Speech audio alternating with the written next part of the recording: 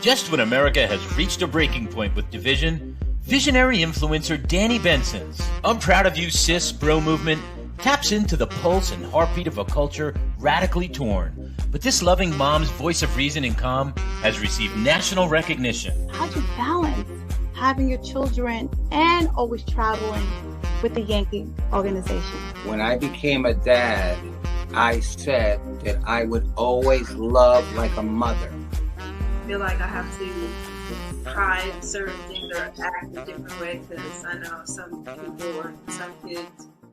So join Danni Benson as she celebrates her special guests on her show and highlights their gifts and contributions to our world.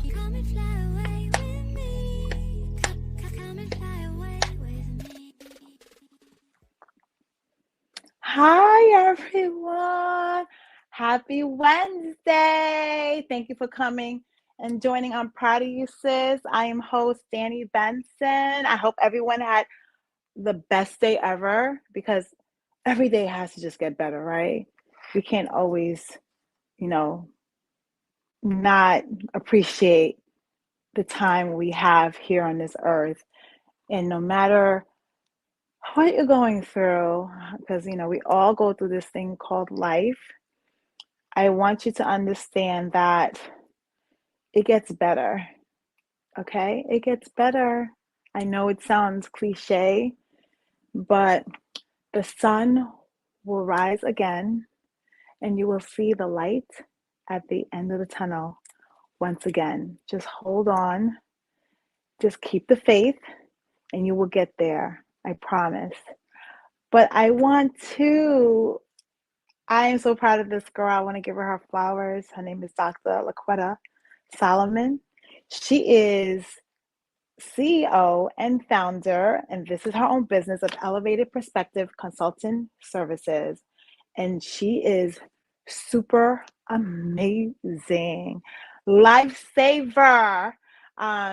She has all sorts of programs. I can't wait for her to talk to you about it at the end that she has. If you want to join a group or want to have like a 6 weeks, challenge on your emotional intelligence, this girl is just so good in what she does that if you start at a place of somber, by the time you finish any program that she has, you will fall in a place of happiness and empowerment.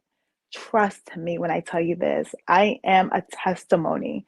So I'm not just speaking just to speak. I am telling you coming from personal experience. But I want to now welcome Dr. Solomon to I'm Proud.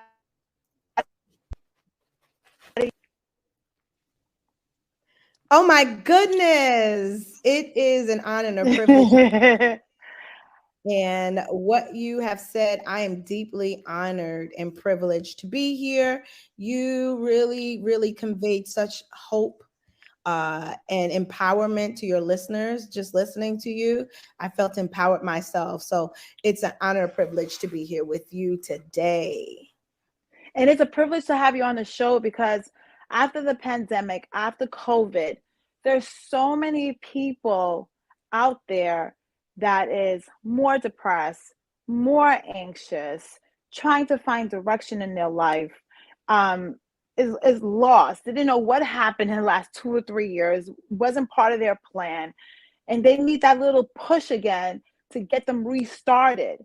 So let's talk about emotional intelligence and how that affects you for your restart all over again for a lot of people out there. Wow, you're absolutely right. I believe definitely during the pandemic, it really took us on a ride mentally and emotionally. So in other words, our thoughts, which would be mentally and emotionally, our feelings. So many of us have lost loved ones, friends, and now we're trying to regain our composure, to renew our insight. And emotional intelligence is a particular phenomenon that has not been talked about a lot. When we think of intelligence, we really think of our IQ, right? Our intellectual quotient. And that's really good to see how smart we are. However, what good is it for us to have an outstanding IQ and our emotional intelligence, or what we call our EQ, is not good. So in other words, you could be fantastic, very studious. However, managing your emotions could really impact your ability to succeed in life across the board, be it your job life, your personal life, your aspirations, your education, child rearing, having a partner. And so being able to understand what emotional intelligence is so important. And so I am so delighted to be here with you today. That is so important, because I know, like, when you go to school, they focus on your IQ, your intelligence, but a lot of factors in your decision making and how successful you are in life also includes your emotional intelligence, how you're going to handle situations. So give us some gems here, because a lot of people are very smart, but they're not successful in life because their emotional intelligence slows them down. So let's give them some gems to get them revved up all over again if they lost faith in life. In actuality, I'm having this phenomenal masterclass that's starting February 20th, and it's a 6 weeks masterclass. It's like a boot camp, and we talk about emotional intelligence. But the premise of emotional intelligence is really you understanding your emotions and how your emotions impact others, how your emotions impact your functioning over every spectrum of life. And it really, really focuses on a couple of areas, 4 major areas. 1, self-management, how you're able to manage your emotions. Some of us are not even in tune with our emotions because we may have grown up in cultures and families where having emotions that weren't considered quote unquote good were not something that you were supposed to actually express. And so we have to really go through the levels of our permission to heal from those types of thinkings, because it's really impeding our progression, right? And so we have the first one we call self-management. Do you know what you're feeling and how well you manage these feelings, right? Because what happens is our feelings, right? Our emotions, our energy in motion really they're constructed based upon what we're thinking, because our brain does not have ears or eyes. It goes off of impulses, right? And so if we have went through some things in our life and we are interfacing with things that seem similar, what could happen is the brain only is going off of our body's reaction, and we could have emotions that are not progressive and are not conductive or fruitful to us being productive, right? So we talk about how to manage through self-management. The second one is self-aware. Are you aware that your emotions take you from 0 to 20? Are you aware that when you're feeling something that maybe it's an irrational feeling or based upon some negative core beliefs, and how these negative core beliefs about yourself, others, or people, places, or things impact your actions? And are your actions impeding your ability to succeed in life, to be successful in life? And so we have a really big, huge segment of this masterclass where we are really talking about being self-aware and daring to understand you on another level. And that is something that we shun from. Now more than ever, we cannot go through life and walk this journey without understanding our emotions, our energy in motion, and how this energy in motion can make or break us. What do you think about that? Oh, wow. You know what? I really think they should really teach this in school starting in kindergarten, because I think it would save a lot of young kids from making poor decisions that would affect their life forever. And adults too, because Absolutely. it goes together. It goes Yes, it together. does. It does. The other one is what we call social awareness. Are we aware of how our emotions impact others? Some people don't. Some people are not aware. In our family, in our social institutions, on our job? Are we socially astute to understand how people feed off of our emotions, and in return, what they're picking up, what the vibes they're picking up could really, really impact how we really start to work with one another, which leads to the biggie. And February is Valentine's Day, right? It really talks about relationship management. How are your emotions impacting how you manage your relationships? Be it with your partners, be it with your children, be it with your siblings, be it with your parents. How your emotions are driving your actions. And there may not be actions that are positive, but there can be actions that are very maladaptive, that are negative. And so we really need to refocus our energy and our understanding of emotions, and understanding that emotions, we can have poor ways of expressing ourselves, which can impact our mental health. It's not always the mental health really exhibiting factors or exacerbating our feelings, but our feelings can really impact the way we think. Because if we feel negative, we will begin to think negative, right? And so I am like totally excited. They talk a little bit about this in school with social emotional learning, understanding the social environment and how it impacts how we feel. But they don't talk about it a lot. And so for us to be emotionally mature, we have to take a journey here. We could be physically mature because we chronologically grow every year, but we can still have emotions that are not mature because of the neglect, because of abandonment, because of rejection, because of fear, and it may impede our overall maturity and development. Wow, that is such a, you know what? I'm just so surprised that in this society, what happens? They leave it to the parents to teach us this, because parents come with traumas also when they have children.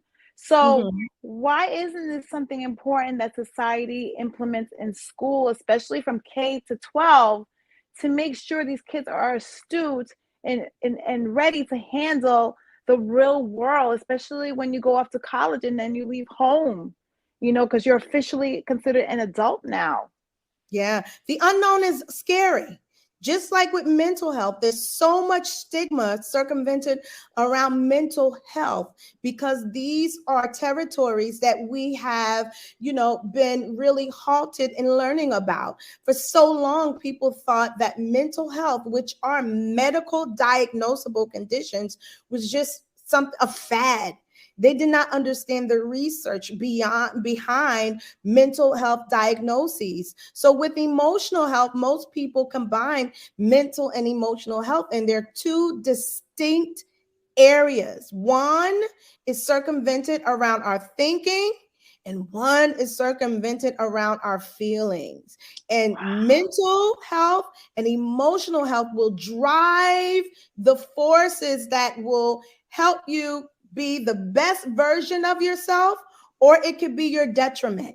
So you have to decide, are you willing to take that journey and have the courage to really explore things that we in our cultures have been taught to suppress, taught to fake it till we make it, right? And it's been so harmful for us. And then we pass down these generational thinking and behaviors that really are detrimental to the next generation.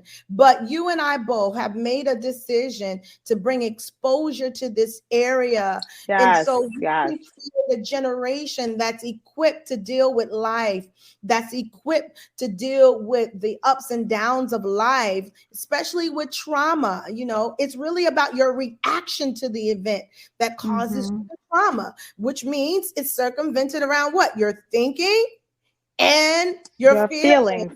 And so we really need to begin to pay a lot of attention to this, because if we don't, it begins to impact our self-esteem and our self-concept, how we see ourselves, how we feel about ourselves, and we begin to put an invisible barrier between our today and our tomorrow. And then how is that with social media? Because with self-esteem, and you look at social media, especially the young kids, Mhm. I know it must be a lot for them, even for adults, the constant comparisons. How does that affect your emotional intelligence? Because if you think about it, we process and gather information through our senses: what we see, what we feel, what we hear, what we taste, and what we touch. That information is then processed in our thinking, and it's solidified through a part of the brain we call the amygdala. It is like the tape recording, in regards to what we see, what we hear, what Mhm. we feel, what we taste when we see certain images. That's why the various disturbing features with police brutality and other type of traumatic events, we really as clinicians from my end of the spectrum, we really discourage people from watching that, because it causes you to have reactions to what you see, what you hear, which produces and germinates feelings and thinking.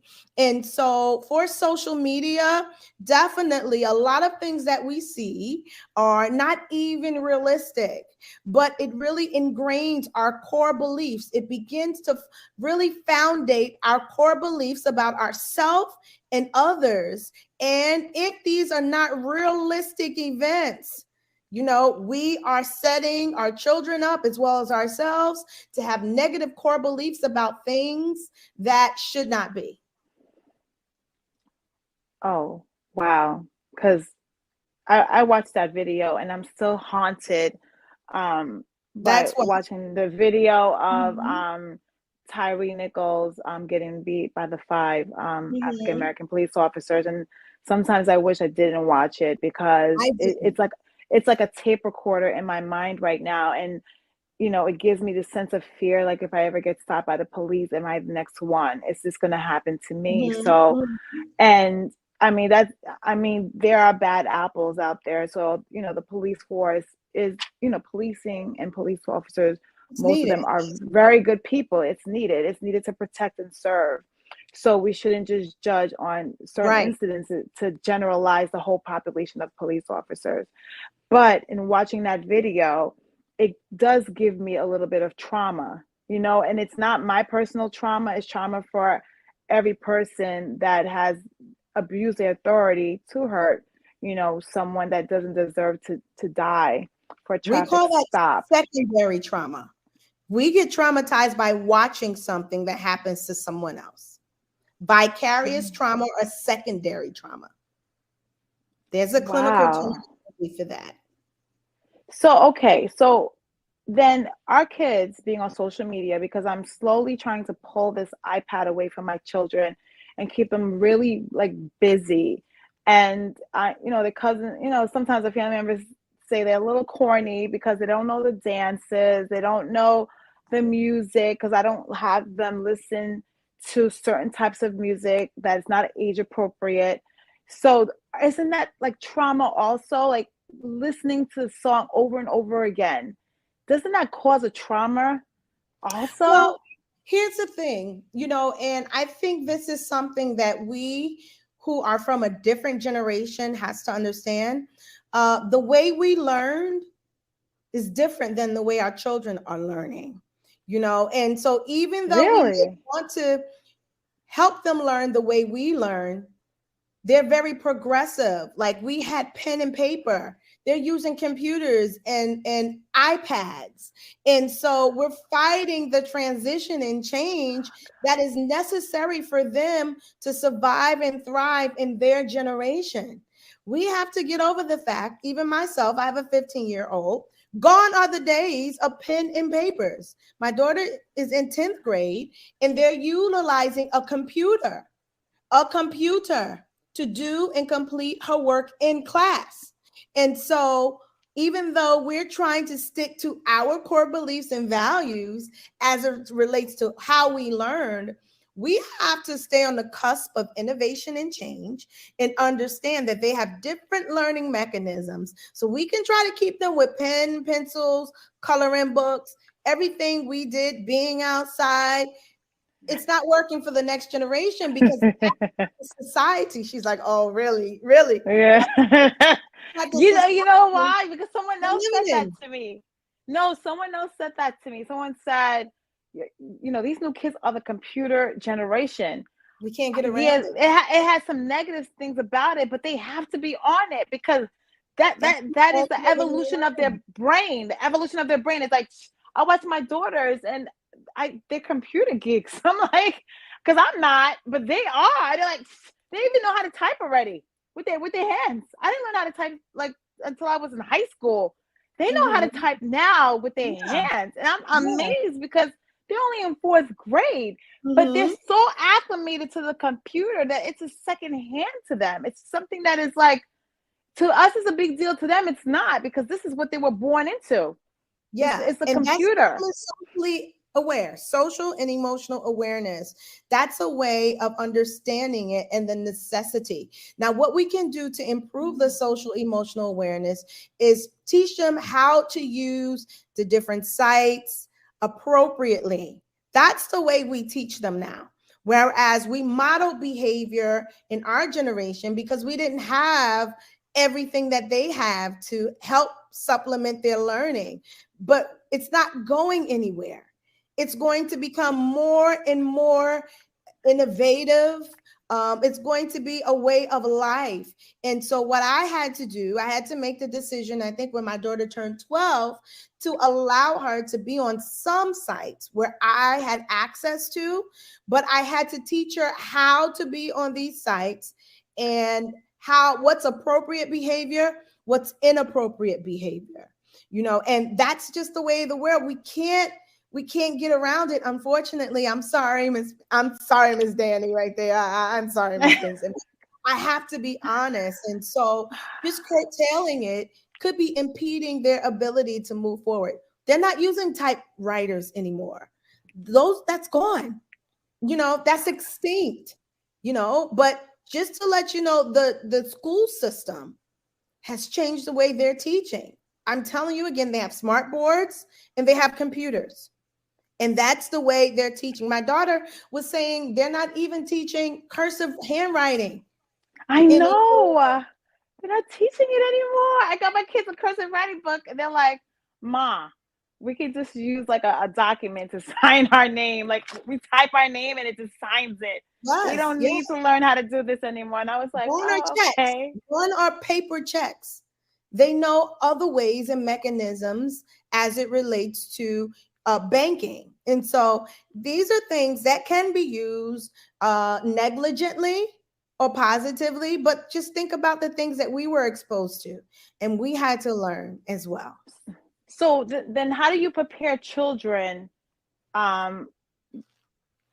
being all the exposure on the internet? Because I know sometimes it affects my self-esteem. I'm be honest with you. I'll be looking at people, I'll be like, oh, okay. But it motivates me though. It doesn't make me feel like bad about myself. It makes me like, okay, I gotta get it together. I gotta get together. But what about those people with low self-esteem already looking at the social media? How do you help with their emotional intelligence and make them not personalize it like there's something wrong with them?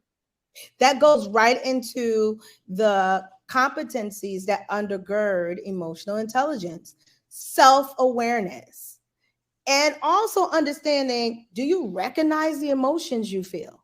What are they? What are the driven factors of these particular emotions? Being to understand emotions, recognizing what you're feeling, why you're feeling, and can you manage those feelings that you are experiencing without them overwhelming you? And so these are questions, and this is why emotional intelligence is so important from the cradle up until we become adults, parents, grandparents, because we have to understand how our emotions drive our level of being the best version of ourselves. And so although this is not a formal course that's taking in elementary school, middle school, I think they talk about it a little bit in high school, we can begin to prepare our children by exploring different avenues to help them explore their feelings, their emotions, what they are, helping them to be comfortable with emotions and feelings, even if they're one of the emotions that society considers negative. It's still an emotion. And what do you do when you have that emotion? You don't make them feel like they're a bad person because they experience that emotion, but you help them to become more aware of that emotion and what to do when they feel that emotion. Well, let's talk about that. What about the whole thing when we were growing up and generations before us, men don't cry? How are men able to express their feelings without feeling like they're considered weak? Because men do have feelings. Unfortunately, it's been exhibited through anger. That's how they transferred it. It's, instead of crying, because they just get angry. Anger is considered to be a more acceptable, quote unquote, emotion for men than crying, than sadness. And so we really have a lot of work to do here. And so most of the time, for me, anger is what we call a cover-up emotion. It's an emotion that really covers up how a person really feels, but that becomes the predominant and more socially acceptable emotion, whereas anger, you could see that, but you don't know what's driving or what they're feeling. What is the rage? What is the injustice about? Is it because they feel shame? Is it because they feel sadness? Is it because they feel betrayed or rejected? So that's why we, explore it and we identify it as the cover-up emotion, to explore what's underneath that anger. So what can society do, or parents do, or school do to let men be okay with their feelings so we don't get to see the anger part of their feelings that could be so damaging sometimes, like the way they communicate it to others? Make it socially acceptable. We have to destigmatize mental health and emotional health. We have to really, really do a better job of us understanding our emotions and our thinking patterns and what drives them, what energizes them. And I think we as society, we have to stop suppressing and repressing and denying and disassociating with how we're feeling and learning to embrace every aspect of who we are. Most of the time, people's responses to situations have been modeled through generations prior to them. And so, like I said, the senses, what you see mommy do or daddy do when they become angry or sad, you're going to repeat that because that's what's been taught to you through modeling. And so we have to begin to model acceptable ways to express anger, sadness, happiness, anxiety, worry, because there's various levels. There's 8 predominant emotions. And any emotion that you feel are at a level of one of the 8. For instance, anger is one emotion. The severest form of anger is being furious, right? The least severest form of anger could be frustration. But it's all on the same spectrum. Helping our children identify what they're feeling and what to do when they feel these emotions are so important. We as adults, this is why I'm giving this masterclass. Give yourself permission to heal. It's time. And so we can heal our families, heal our children, heal the next generation, so they will grow up and be cultivated to be more equipped to really, really journey in this world and not be afraid of any part of who they are because they don't understand it themselves. LaQuetta, give information out on your masterclass right now and your handles, please.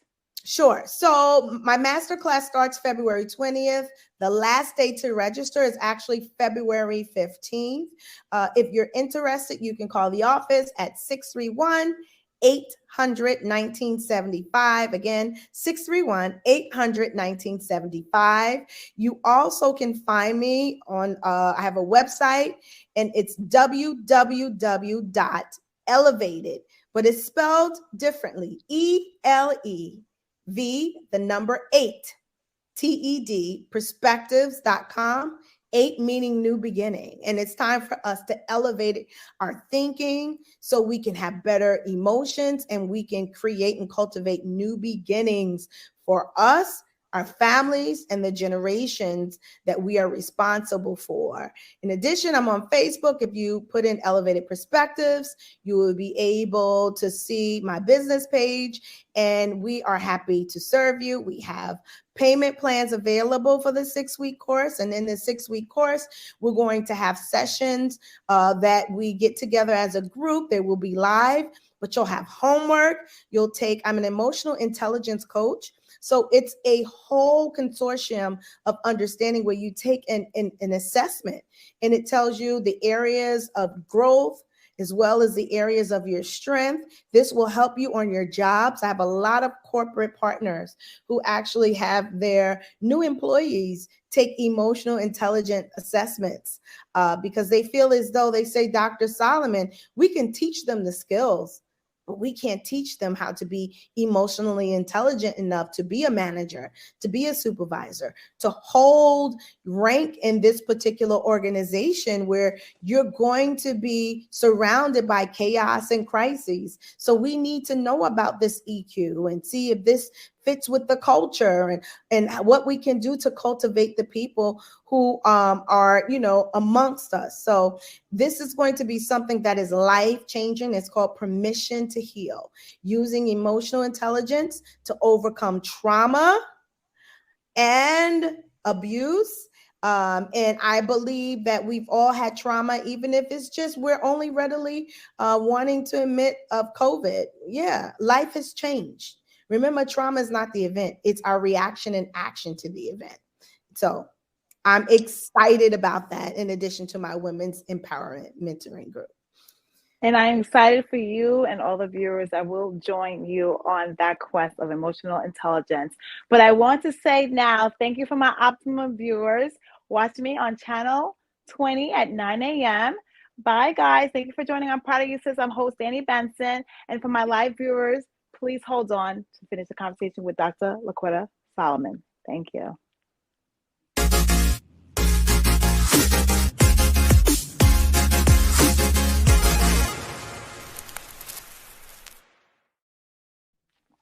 Hi, Dr. LaQuetta Solomon. How are you today? So we're still here, continuing the conversation on emotional intelligence.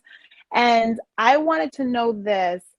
If you are in a relationship and you have a guy in your life, it is Valentine's Day coming up, and they're emotional, how we always say as women, I'm going to say, William, can you share your feelings with me? What do you do as a mom who has a son and a dad who has a son to begin to have your son at the earliest of age feel that it's okay to share their feelings and they're not going to be shunned for it? Well, there is I think it was a Disney movie, and it explored the emotions. I cannot remember the name. And if my daughter was in here, she would be able to. I know what it's called. It's not Up. It's the other one with the girl with all the different emotions. Oh my God, because my kids like to watch it all the time. They do? Oh my God. Wow. Yeah, my kids like to watch it all the time. It's like a girl that goes through all her emotions. It's like a little computer in her head, and all these different emotions come out. Yes. That's social emotional learning. And that's the beginning, the genesis of us being able to help our children understand emotions, and what they really, it's called In and Out. It's called In and Out. Yeah. It's called In and Out. My kids love that one. In and Out. I love it. Good. And so, opening up the dialogue, being able to express and explain emotions. There's no such thing as bad emotions. Emotions are emotions. Is what we do when we feel those emotions, that may make them not positive. but they're not bad emotions. And, we were taught when someone acted negative, you're bad, you're bad, and that begins to be a core belief that, we foundate with our children, and even some of us, you've been told you've been bad. And so everything that springs forward from that core belief as you mature is bad, bad, bad. So everything they do is considered bad, bad. And so we have to begin to regenerate, our thinking, and really begin to have better ways of communicating and exploring. Oh my God, because I'm guilty of that. Oh wow, I need to take an emotional intelligence course because Come on. I'm coming. I'm joining this course because I want to be equipped to make sure that I don't pass down generational traumas to my daughters and my loved ones, because I never knew that, because we were taught an emotion is bad, but you are right. It's not bad until you do something with that emotion that might inflict hurt or pain to someone else. For yourself. But I'm going to tell you something right now. I think you are onto something. I so believe in this.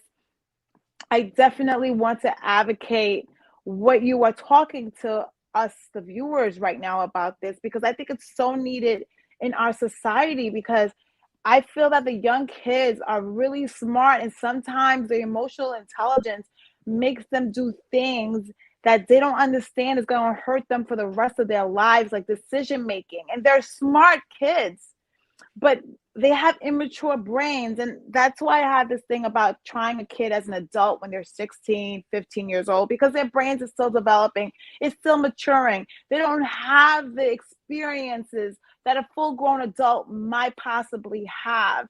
But that's why I feel that the schools, if any schools watching out there, the country, politicians, congressmen, we need to start implementing this course in all the schools in America, because I feel that these kids are running out here with no emotional intelligence whatsoever. And, I know people say it's morals, but I also think right now it's really their mental health. Mm-hmm. It's really their mental health. It's not their morals. It's their mental health and the capability of understanding, emoting their emotions in a positive way, instead of using their emotions. They're angry, so I'm gonna go rob the store because I'm angry at whatever I'm angry at, or I'm gonna go kill this person because I'm angry at something else, and I just gotta release. We have to learn how to release our feelings in a positive way. Yeah, it's that energy and motion. And what happens is then, most kids go to college and they graduate from high school, and then they get a crash course in emotions.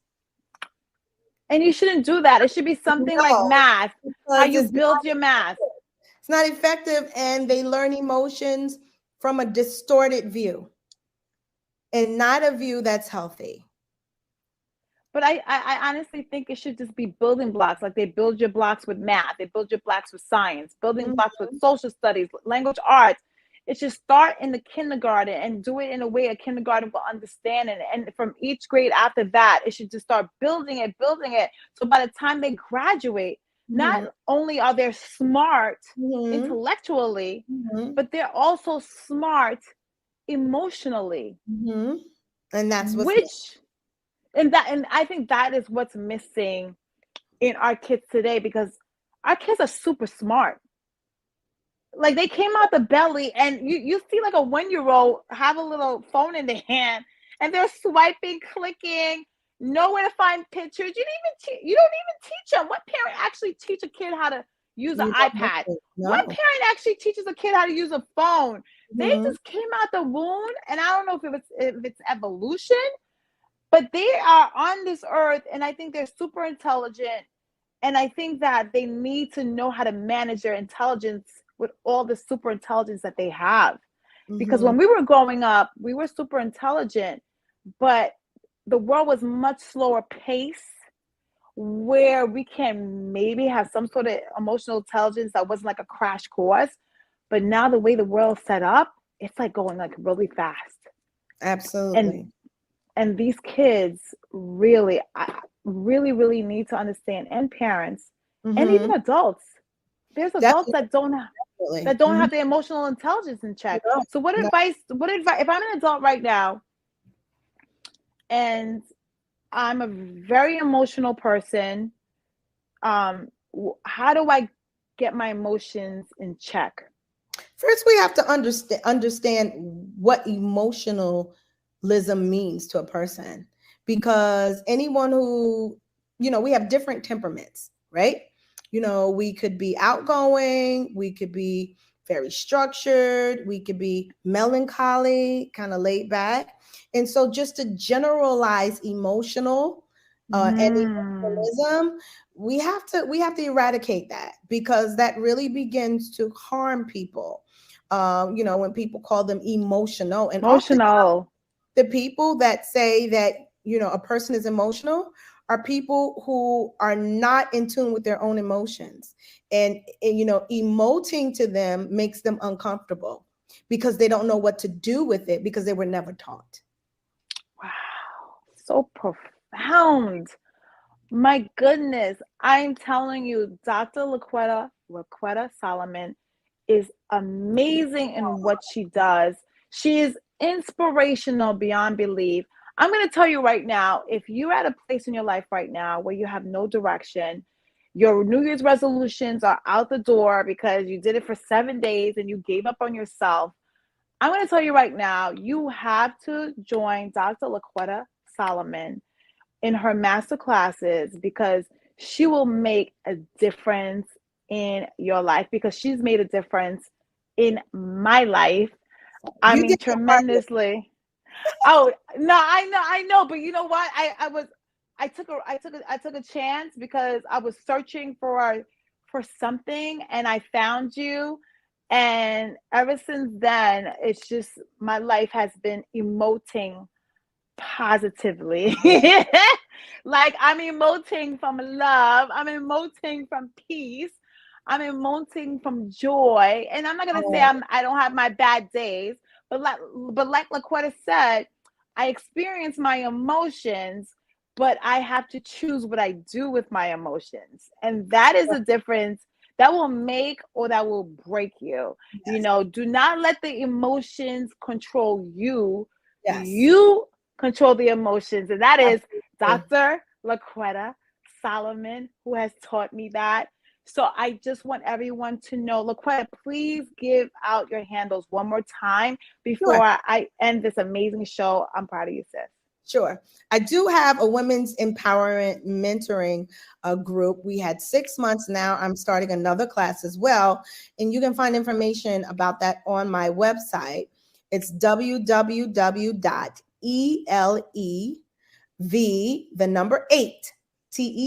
perspectives.com. You can also put in my name, Dr. LaQuetta Solomon, on the internet, and it will lead you right to me. In addition to that, my phone number is 631-800-1975. And I'm also available on Facebook under my business page, Elevated Perspectives. And I just want to say, just to be honest with you guys, I am part of this women empowerment session. We are the alumni, the first Yay. one. I've Yay. known LaQuetta High since school. high school. So I had to trust her, with taking me for this ride. And let me tell you something. It has been one of the best choices and the best rides that I've been on in the last 6 months of my Oh, life. And so I just want anybody and everybody to know I'm not just talking about it, I was actually a part of it. And if you knew where I was 6 months ago and to see where I am now and how much I've shifted, Dr. LaQuetta Solomon has been a major part of this. please don't So make me cry. please, no, I don't want to make you cry, but I just want other people to know this gem, that if they're stuck in a rut, if they don't know where to go, where to turn, maybe they're ending a relationship, going crazy with their children. There's so much going on in this world right now, especially after COVID. Please, if you want to join this masterclass of emotional intelligence or LaQuetta's woman empowerment session that's going to start next month, or I think in March, please take the chance, because she will change your life forever. in the right direction and not in the wrong direction. So I wanted to give her flowers. Thank you, Dr. Solomon, for Can I say one joining. thing? I love your Yes. show. I love everything you're doing. And you already know you're one of our award recipients that I'm giving throughout Long Island. Women who are amazing, women of elevation. And I consider you one of the women of elevation that despite everything that was thrown at you, you elevated and you're looking beyond and you see yourself in your future. And I commend you and I honor you as well. Thank you. From one woman empowerment soldier Yes. to the next woman empowerment soldier. Thank you, everyone, for joining. I'm Proud of You, Sis. I'm host Danni Benson. See you next week. Thank you so much for joining. Bye. Bye.